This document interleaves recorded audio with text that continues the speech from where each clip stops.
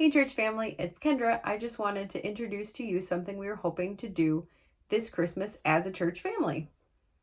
Giving gifts is something I enjoy, and I know a lot of people like giving gifts and seeing the look on their friends and family's faces when they get those gifts. And it's so great that we have an abundance that we can often give out of.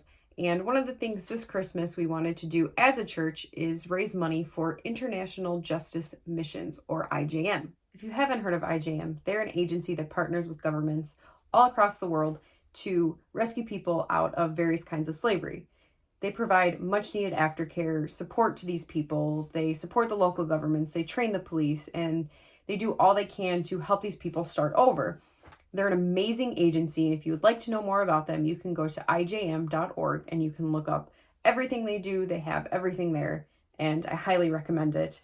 But around Christmas time, one of the things that IJM does is they send out a gift catalog where you can donate to very specific needs that they have. And the three we wanted to donate to as a church were Defend the Widows and Orphans, Combat Slavery in Guyana, and provide group trauma counseling. And we're hoping to raise $350 to donate to those. And you might be asking yourself, Kendra, why these categories? Let me tell you. So, the first one, Defend the Widows and Orphans. IJM actually put a story in here on how that actually plays out, how it looks practically. And they tell the story of Harriet, who lost her husband, and then her brother-in-law decided that her land was now his. And he kicked her and her two sons off of the land, and then she wasn't able to financially support her and her two kids.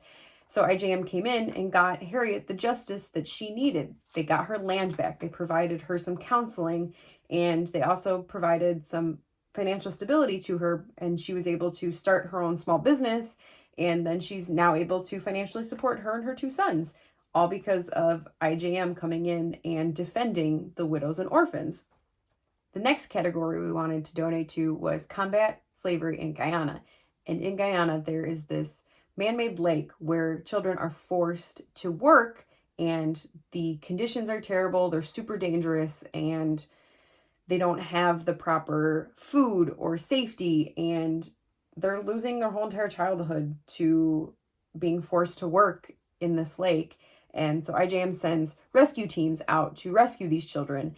And that was one of the things that we also wanted to donate to. And the last one is to provide group trauma counseling. IJM helps rescue women, children, girls, and boys out of sex trafficking. And one of the most important things that can happen after they're rescued is that trauma counseling. It helps the victims heal and helps them continue on and to have a life after the trauma that happened to them. And so that was the last thing we wanted to donate to. The last thing I wanted to discuss was the why of it. Not just why those categories, but why in general. Why give? Why IJM? And for that, we're going to take a look in Isaiah chapter 1. Now, in the beginning of this chapter, we see that this is Isaiah having a vision from God, and it's all about how Israel has turned away from God. He calls them a sinful nation. They're laden with iniquity. They're the offspring of evildoers. And as it continues down, we see in verse 11, God tells them, "What to me is the multitude of your sacrifices, says the Lord. I've had enough of burnt offerings of rams and the fat of well-fed beasts. I do not delight in the blood of bulls or of lambs or of goats." And we see that, the Israelites were offering those sacrifices without changing who they were. They were still continuing on doing what they wanted to do while just going and sacrificing the animals and moving on with their lives.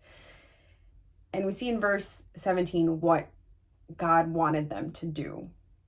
It says, "Learn to do good, seek justice, correct oppression, bring justice to the fatherless, plead the widow's cause."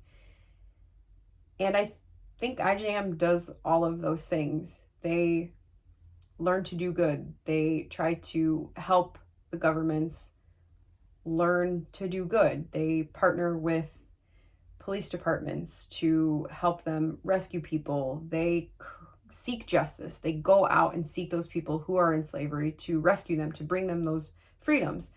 They correct oppression. When the local police department is corrupt, they help free prisoners that are wrongfully convicted. They, like in Harriet's situation, help her get her land back. They correct that oppression, and they bring justice to the fatherless and plead the widow's cause by doing all of those things. And this is why, as a church, we hope that this Christmas we can raise $350 to help support the work that IJM is doing. It's an amazing cause. And if you want to donate, there are 3 different ways you can do that. The first way is on the 19th of this month, we are going to take an in-person offering for this.